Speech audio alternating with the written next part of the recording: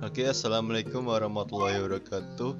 Jadi topik pembahasan pada kali ini saya akan bahas aneka makanan tradisional. Jadi next. Jadi aneka makanan tradisional.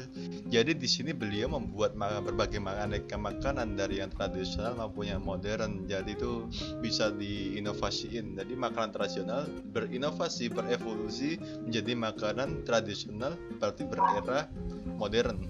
Next. Jadi visi dan misi. Jadi visinya dulu.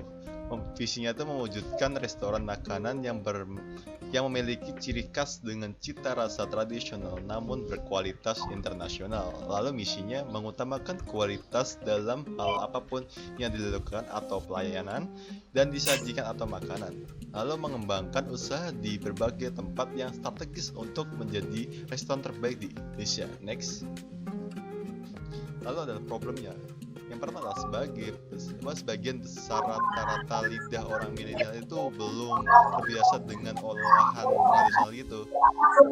Lalu sulitnya pemasaran tuh karena pemasaran hanya dilakukan secara offline, belum bisa menggunakan media online, misal GoFood dan lain-lain sebagainya.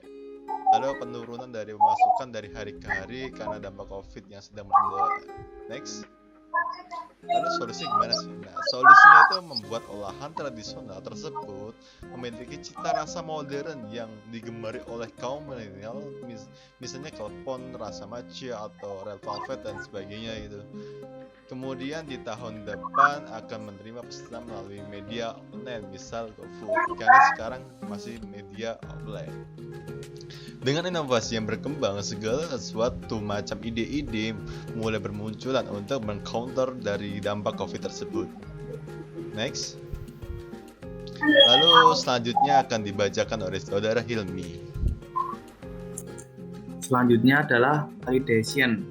Sejumlah orang kurang suka dengan rasa yang gitu-gitu saja. Maka dari itu, dengan adanya inovasi, maka yang tadinya olahan tradisional dibalancekan menjadi cita rasa dan olahan menjadi modern. Lalu ukuran pasar yang kita buat saat ini hanya ada di Yogyakarta yang mencangkup wilayah Bantul 70%, Sleman 30%. Untuk saat ini baru itu saja untuk ukuran pasar kita. Lalu kemudian analisis kompetitor. Karena sekarang sedang COVID, maka penjualan dari toko ke toko mulai ada penurunan. Karena bukan hanya kita saja yang menjual, banyak dari pengusaha lainnya yang menjual. Maka dari itu dengan adanya inovasi dan renovasi terhadap produk kita, itu sudah menjadi keuntungan tersendiri. Selanjutnya bisnis model kanvas. Di sini untuk key partnernya, kita bekerja sama dengan kios yang sudah menyetujui persetujuan bersama dengan produk kami. Selanjutnya, key aktivisnya menggunakan packaging yang menarik dan simple. Kalau key resource-nya adalah rempah-rempah, partner bisnis, dan modal awal.